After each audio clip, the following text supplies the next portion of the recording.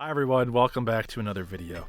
As we always do, we got the coffee in hand, we got the pickups on side, and we're here to talk about them. So this is everything that I've picked up across, maybe 10 different systems or so for the last 3 months, give or take. I guess you can look and see whenever my last pickup video was. It was at least before Christmas, so it's at least been 2 months. But yeah, we have a good variety of modern, some retro, and what's exciting for me at least is we have some memorabilia, which I don't always get to pick up, but as you can tell from around me and from my game room tour, I really like getting memorabilia. I think it makes for great decoration. So we're going to go through all those things. I think we'll start out with the modern stuff, and then we'll work our way back to the retro and the memorabilia stuff. Starting with first game I have here, we got Prince of Persia, The Lost Crown. Oh, and of course, in classic Blinkum fashion, this is just going to be a raw video. You're probably not going to get any gameplay footage or anything like that.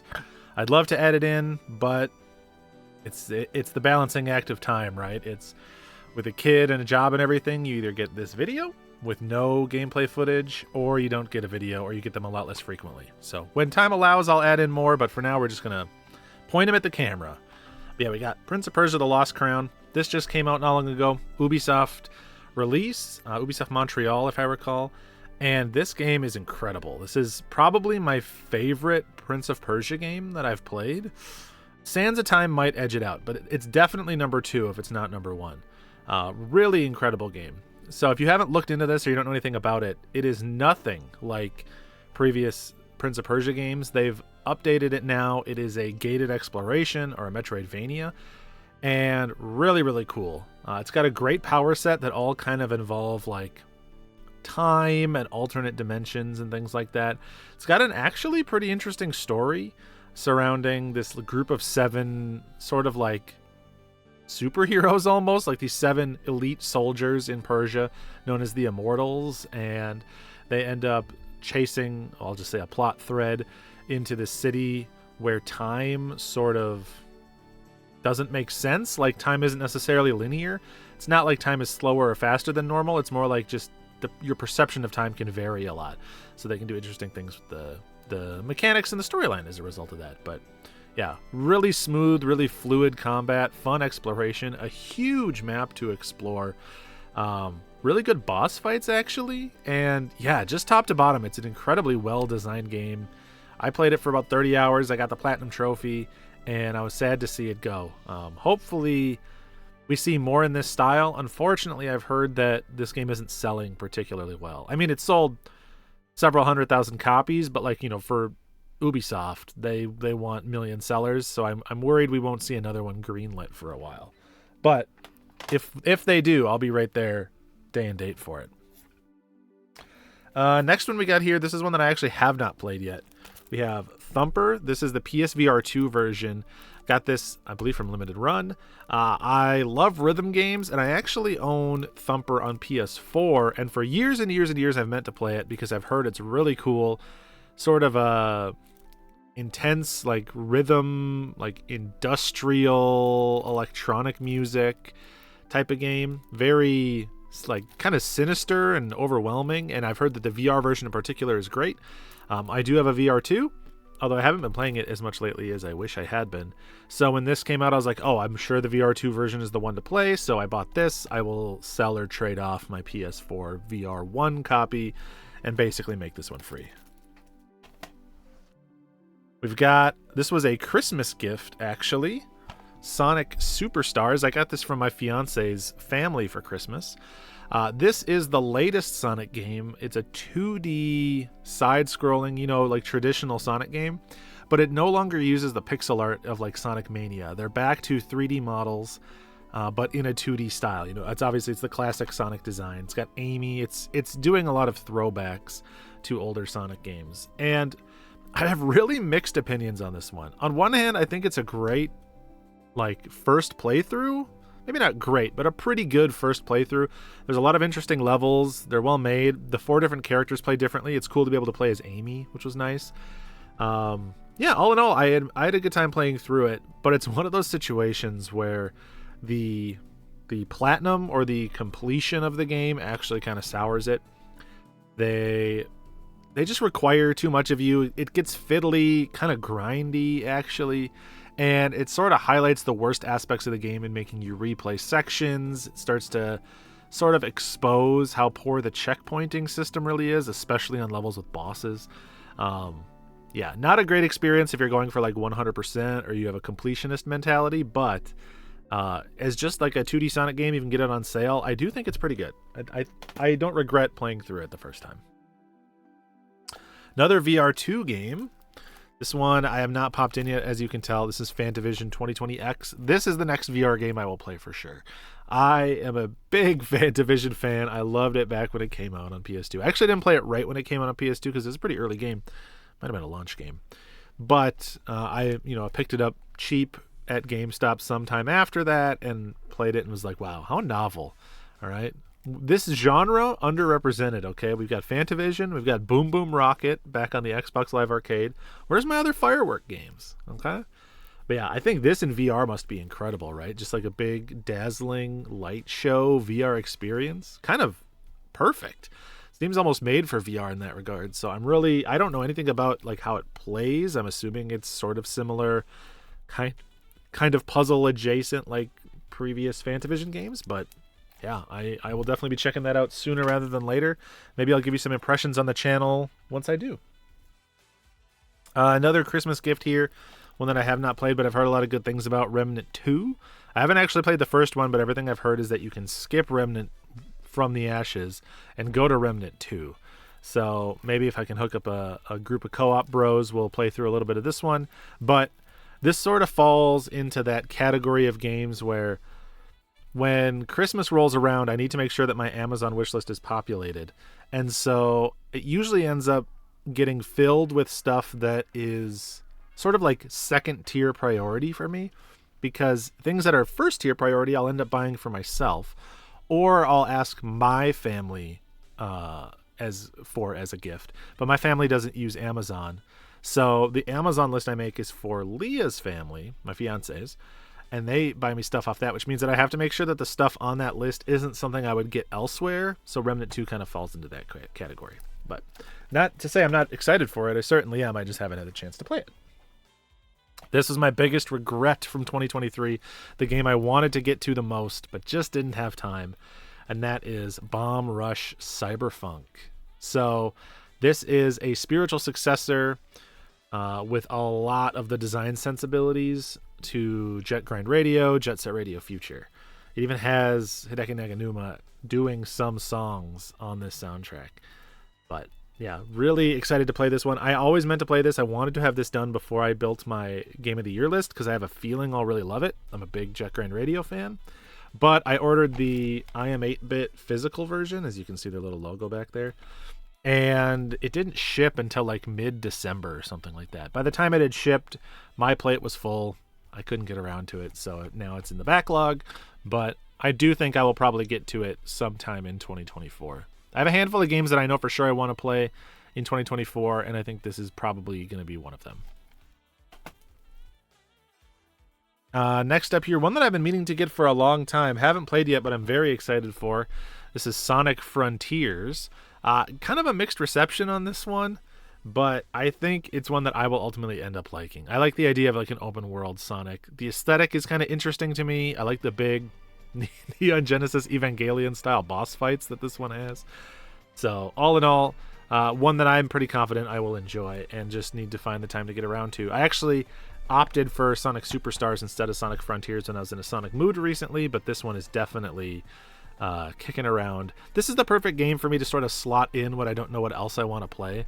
You know, maybe I'm not in the mood for a long turn-based RPG, and I don't have any like new action games or anything that are out, any rhythm games that I'm obsessed with. Sonic Frontiers is just kind of like a good, fun 15 hours of satisfying filler, maybe? That's maybe a little reductive. Here's one that was another 2023 game I missed, a gift that I got for Christmas from my family. Armored Core 6, Fires of Rubicon. I've never played an Armored Core game. I think, like most people, I am more aware of the series now that FromSoft has more of a reputation. I mean, I've always been aware of Armored Core, and I've actually poked at Armored Core games here and there in the past. It's not like I'm completely unfamiliar, but I just never really sat down and got into one. But I've heard a lot of good things. I think people are giving this one more of a chance now that FromSoft does have a reputation, and that's turning a lot of people onto the series, and I wonder if that'll be the case for me too. So looks like a lot of fun, one that I'm really looking to check out at some point, but just haven't gotten to yet. 2023 was too packed, too slammed. Next one up here, this is another I Am 8-Bit purchase. I think this came right around the same time as Bomber Cyberfunk. Neon White. This is a game, I actually have this sealed. I don't really know that I'm even going to open this one. This is an example of a game that I played, I loved. If you go back to my 2022 Game of the Year list, this was very, very high. But I played the PC version, and I actually think this game is designed to be played on PC. You need the fine-tune accuracy of a mouse to make really tiny adjustments to your lines to optimize, fractions of a second. That's important. And I never feel that way about anything. I'm not a PC player, as many of you know. So if I'm saying that you need to play on PC, that there's probably a reason for it. But I always like to own a physical copy of a game I love, and this was the one that I Am 8-Bit released, and I am a bit of a PlayStation collector. I'd say that PS5 is sort of my primary system this generation, so I did grab it. I am kind of tempted to open it to go for the Platinum Trophy, just because I like to have games that I love on my PlayStation profile. Unfortunately, this one might be a little too hard for me. You have to do a couple of modes at the very end of the game that require you to play through the entire thing without making big mistakes, and I'm worried that on a PlayStation controller that just might be too much. And that's all the PS5, but I have a couple PS4 games. This was a Christmas gift from my fiance. She got me Etherborn, which is a puzzle game that's entirely focused on gravity. It's a bit hard to describe. I guess you can kind of tell from the screenshots, but the idea being that you can run along walls, and there are certain spots where the level is curved, like you can kind of see it in this screenshot here. There's like a curve there. When you run along that curve, gravity will change so that you're always running on what is a floor, which functionally means you can run on the walls, you can run underneath the floors and things like that, and gravity's always shifting around and changing. And so you need to figure out like how to manipulate gravity so you can jump to or fall to certain objects or things in the environment, and collect these different sort of like light orbs that let you progress through the level. Unfortunately, the reality of this game is that it's way too short. It is like an hour and a half, like just ridiculously short. There's really only like 5 main puzzles, and one of them is a tutorial. I was really bummed about that because the game itself is cool. I would have loved to see them flesh it out a little bit more. So yeah, it's kind of over before it starts. Now, I did get a little more mileage out of this one because in going for the Platinum, you have to play it through a second time. But the new Game Plus mode, or just the Game Plus mode, which remixes some of the puzzles, isn't that drastic and didn't really change it up too much. So, a cool game, but I want more. Give me more Etherborn. All right, and then 2 more. One, I got this, I think it's part of a GameStop, like buy 2 get 1 or something like that. Resident Evil 3. I've never played the remake of Resident Evil 3. Love the remake of Resident Evil 2, so wanted to finally get around to playing this one. It was very cheap, which is nice, and certainly one that's on the docket for potentially this October for my horror streams. And then last, a game I've actually already finished before. I got the PS4 copy of Mega Man 11. I actually owned this on Switch. I don't remember if it originally only came out on Switch or if I just bought it on Switch. But these days, I don't really play my Switch too often, and I'm not really collecting much for the Switch. And so I wanted to get the PS4 copy, and I'll trade out or sell my Switch copy because I'd rather have it on PS4, and I'd rather go for the trophy because I'm kind of in my trophy hunting arc right now. So, yeah, hopefully I can get the Platinum on that one at some point. All right, let's take a sip of coffee, then we'll do some Switch.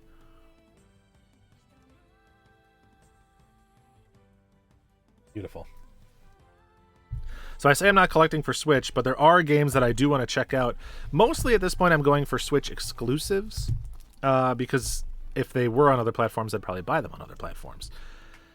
This was another gift from my family, along with Armored Core. They got me Pikmin 4.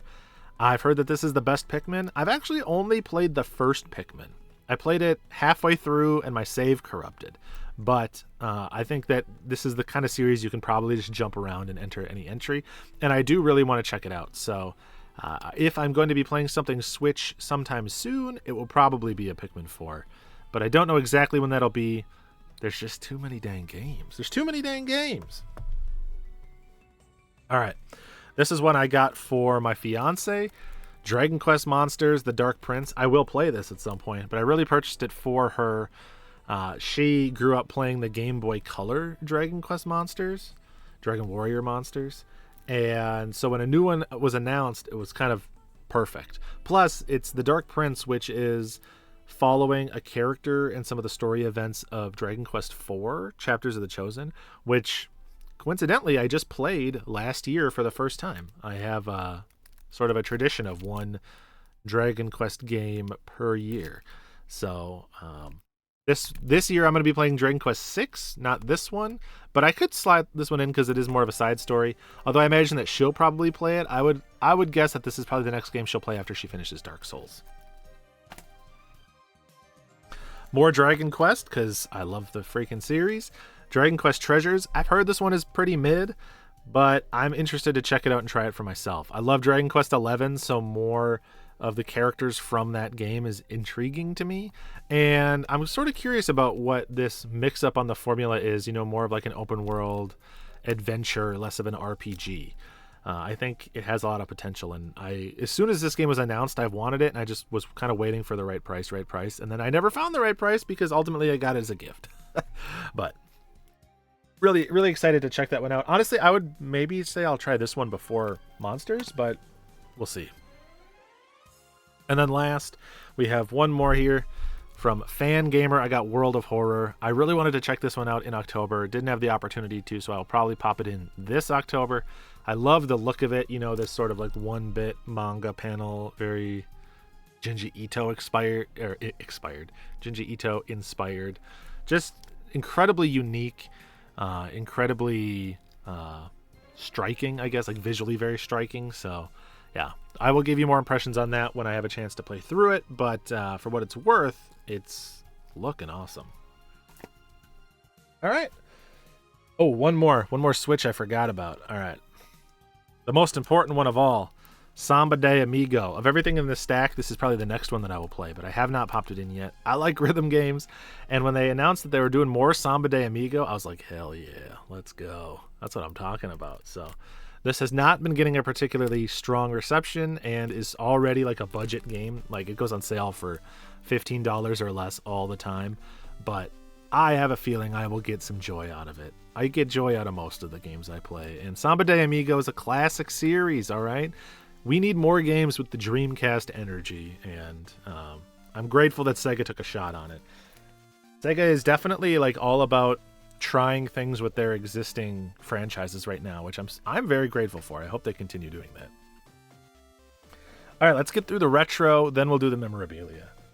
First up here, we have Star Fox Assault. This is the only Star Fox game I never owned. It's been on my GameCube wishlist forever, and finally a buddy of mine sold me their copy, and I'm happy to check this one out. I think this is supposed to be more of a traditionally Star Fox.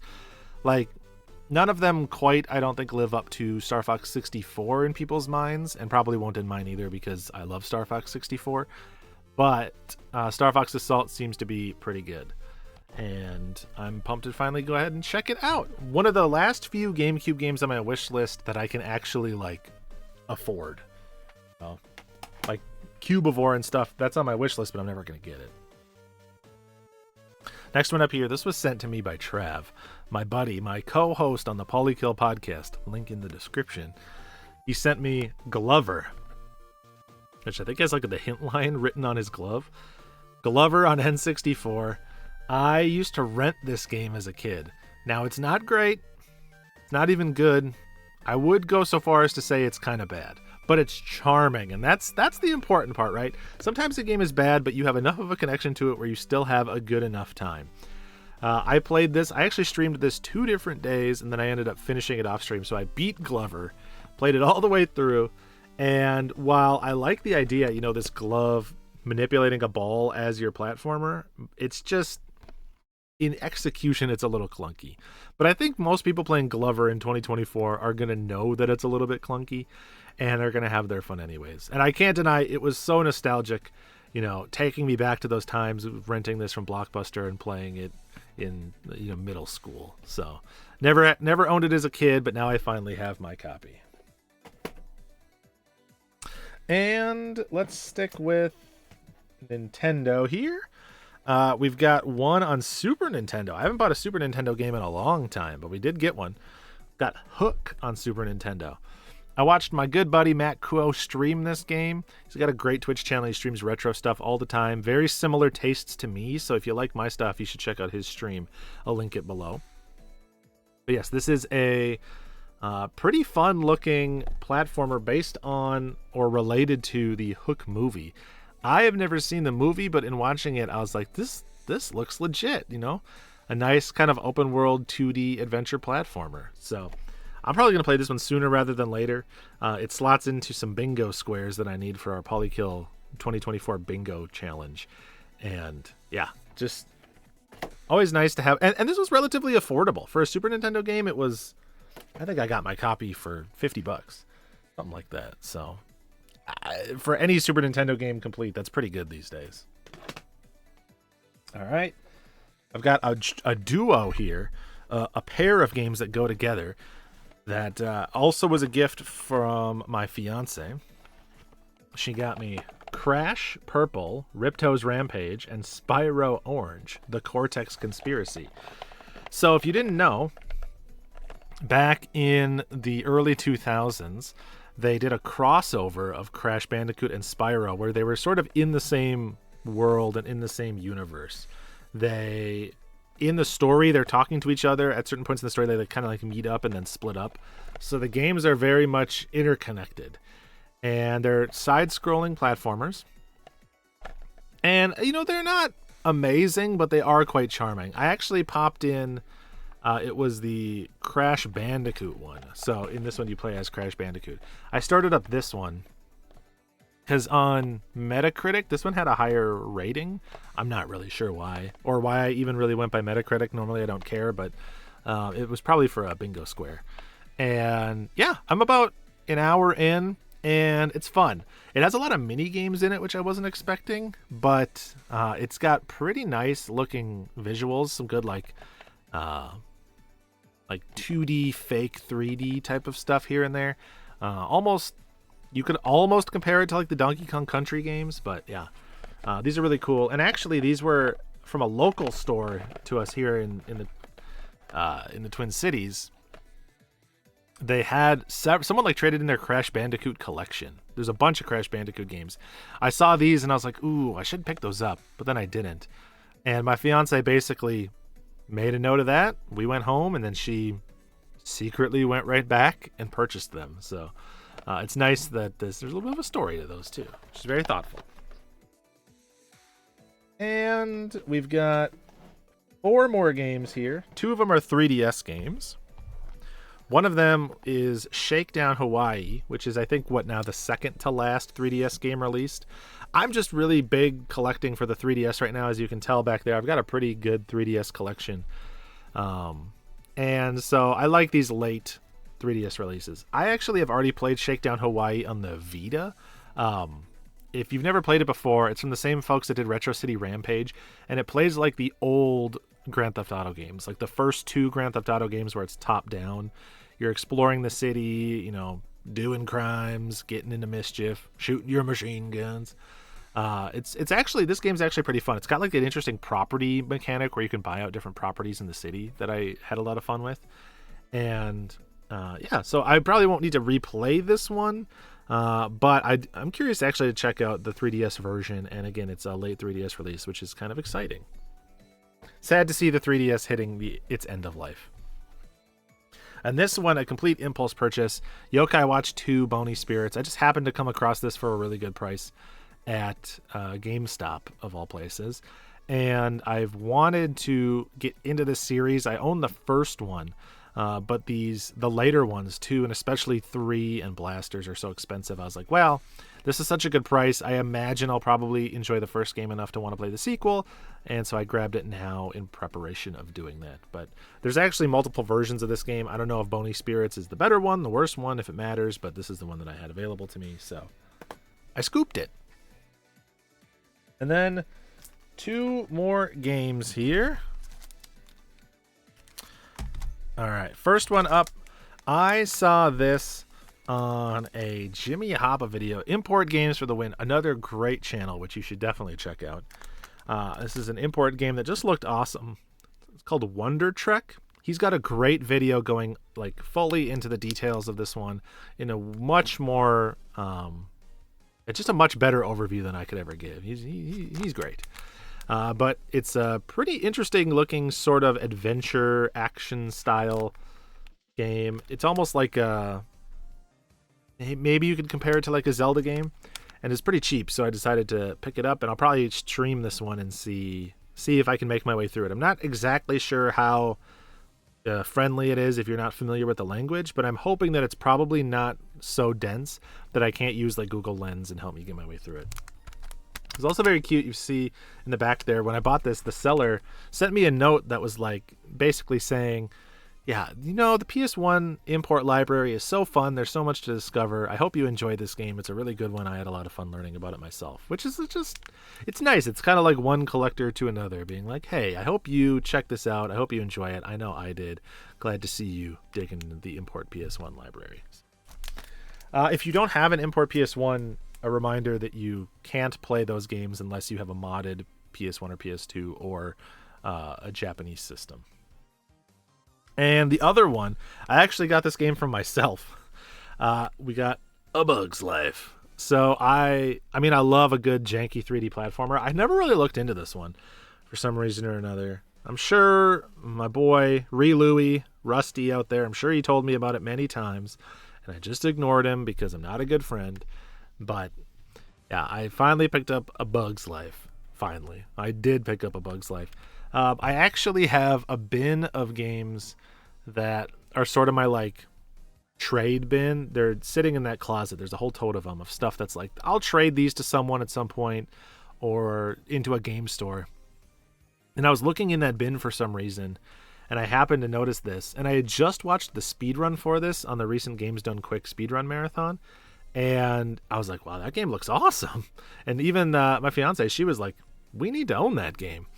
And so I was looking in there and I was like, I already have it. It's just sitting in here. So didn't even realize I had a copy. Obviously, it needs a new case. This one is pretty worse for the wear, but we'll find another case to replace that. And we'll be grateful to Cashwise Video for loaning us this rental copy of A Bug's Life on PlayStation. All right. That is all the games that I have. So let's get into the memorabilia. First up, I've been wanting these ever since they were first announced, and I missed them initially, and then they finally got a reprint, so I was able to get them affordably. As you all know, I love collecting plush. You can see up there I've got a whole bunch of them, you know, Backloggery, Tunic, Bug Snacks, StarCrafts, all that. I think plush are just a fun decoration for your game room, and I finally grabbed the Earthbound, or Mother, set of 4 main character plushes. So this is, you know, Jeff, Ness, Paula, and Pooh. Pretty nice, high-quality plushes. And, you know, I'm always glad to see Mother merchandise. It's not a series that has a ton of merchandise, although lately they have actually put out some more stuff for it. It is getting a bit of a resurgence, and it's always been increasingly popular. But I haven't taken them out of the box yet. I don't actually know where I'm going to display it because it's actually got a really nice box, right? Like, it's got the character pixel art. It's got the maps of the different hometowns in the back. So the box itself is kind of a display piece. And I haven't decided what I'm going to do yet. I'll put it up on one of these shelves. You know, maybe it'll go up there or something like that, or over there. See, check out my next game room tour whenever that is, and you'll know where I put it. But I'm pumped. All right. And then, this one is really cool. This one was so exciting. So I recently last year played Inscription for the first time. And so as a Christmas gift, Sprite, my lovely fiance, got me this adorable little Inscription, like, keychain. I wonder if I can get it to even focus. Probably not. Oh, yeah, you can. So you can see It's one of the bottles with one of the squirrel cards from the game. There's a little teeny tiny bottle with a little squirrel card in there, which if you've played Inscription, you know what that's all about. It's like a resource that you use in the card game. I'm not going to use it as a keychain because it would probably get immediately destroyed in my pocket, but I will find somewhere in the game room to hang this up because it's just so adorable and so cute. Yeah, I love that thing. Great game too. You should check out Inscription if you've never played it. All right, and this is my favorite memorabilia that I got. I've wanted this for a while. It's not ridiculously expensive, but I finally got a really good price on one in auction that didn't go the way the seller wanted, I'm assuming. But I got me the Stande, the Countertop Stande for Shadow of the Colossus. This is the remake that came out on PS4 by Blueprint. You can see it's kind of a 3D pop-out display. So, I mean, it's like, you know, it's about the size of my arm here to give you some sort of context. Probably, I don't know, 1.5 feet or something like that. 16 inches tall, probably. And yeah, love the big, beautiful Colossus art. I have just around this corner that you can't see, I have a shelf in there that's dedicated to Fumito Ueda's games. So I've got my Last Guardian figure from the collector's edition. I've got some of the Shadow of the Colossus, like Kotobukiya figures, and the Eco Limited Edition from Japan, and a whole bunch of stuff. So this is almost certainly going to go in there. Really freaking cool, and one that I've wanted for a long time. I wish they didn't put that like $39.99 MSRP. It does sort of ruin the vibe of it, but yeah, really cool, nicely sized countertop display. I love a countertop standee because you can actually find places for them as opposed to like the larger sized ones. So super, super pumped to have that.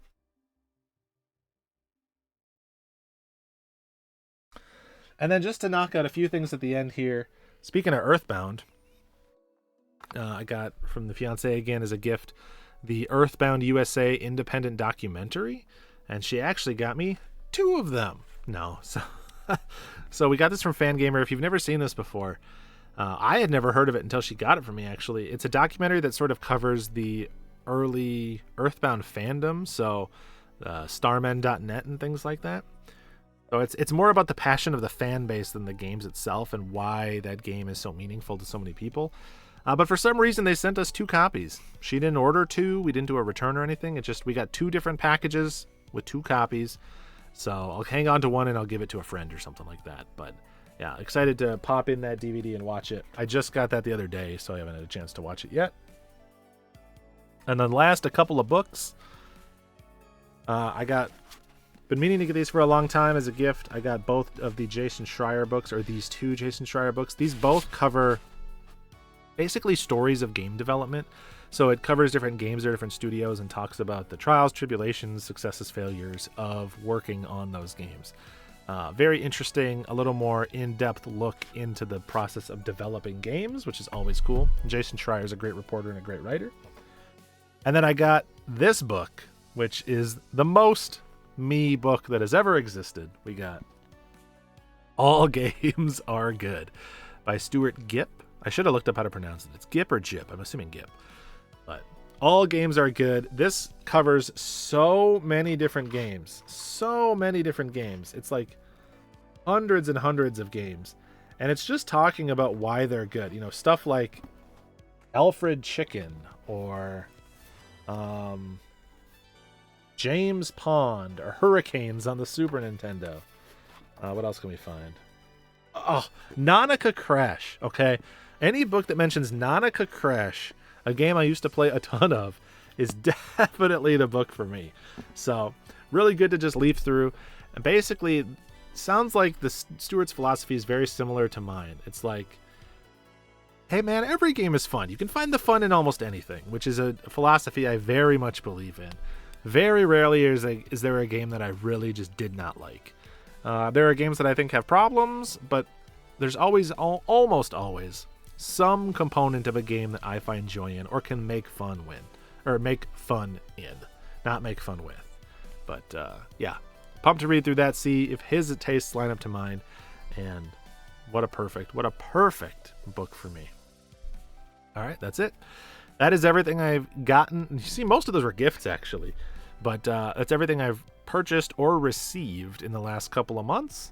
I'm pretty pumped about it. So if you stuck all the way to the end of this like 35-minute video, you're one of the real ones. I appreciate you. Feel free to do all the things you do on YouTube if you want to see more retro collecting / kind of trophy hunting content these days. Ugh, content. Ugh, don't say the word content. Videos. Trophy hunting videos. But yeah, appreciate you. Until next time, peace.